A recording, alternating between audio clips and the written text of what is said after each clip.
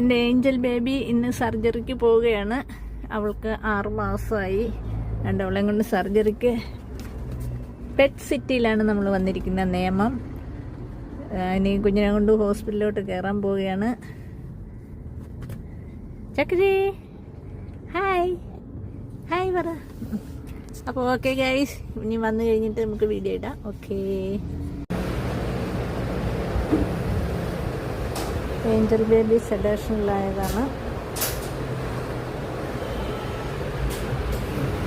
അതാണ് സർജറി റൂമാണത്.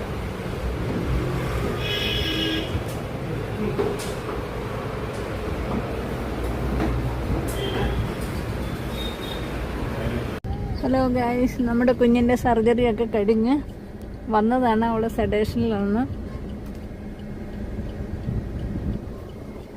ഇനി നമ്മുടെ വീട്ടിലോട്ട് ഇറങ്ങാൻ പോവാണ്. എൻ്റെ കുഞ്ഞിനെ കൊണ്ടുവന്നു. സർജറിയൊക്കെ കഴിഞ്ഞ് വീട്ടിൽ അവൾ സെഡേഷനിലാണ്. 5 മണിക്കൂറൊക്കെ എടുക്കുമെന്നാണ് പറഞ്ഞ് സെഡേഷനൊക്കെ മാറാൻ വേണ്ടിയിട്ട്. ബോധം ഇങ്ങനെ ഉണ്ടെങ്കിലും തലവെക്കെങ്കിലും അവൾ സെഡേഷനിലാണ്. അപ്പുറത്തെ സൈഡിലാണ് ഇത് ചെയ്തേക്കുന്നത്. അവിടെ നല്ലപോലെ ഷേവൊക്കെ ചെയ്തിട്ടുണ്ട്. ഇനിയിപ്പം നല്ല സെഡേഷൻ വിട്ടതിന് ശേഷം ഫുഡ് കൊടുക്കാൻ പറ്റുള്ളൂ, അല്ലെങ്കിൽ വൊമിറ്റിംഗ് ഉണ്ടാവുമെന്ന് പറഞ്ഞിട്ടുണ്ട്. ഗൈസ്, ഇതാണ് സർജറി ചെയ്ത പാട്. ചെറിയൊരു ഇതേ ഉള്ളൂ, പക്ഷേ അത് നമ്മൾ പൊടിയൊന്നും കയറാതിരിക്കാൻ വേണ്ടിയിട്ട് ബാൻഡേഡ് ഒട്ടിപ്പിച്ചതാണ് കേട്ടോ. ചെറിയ ഇതേ ഉള്ളൂ.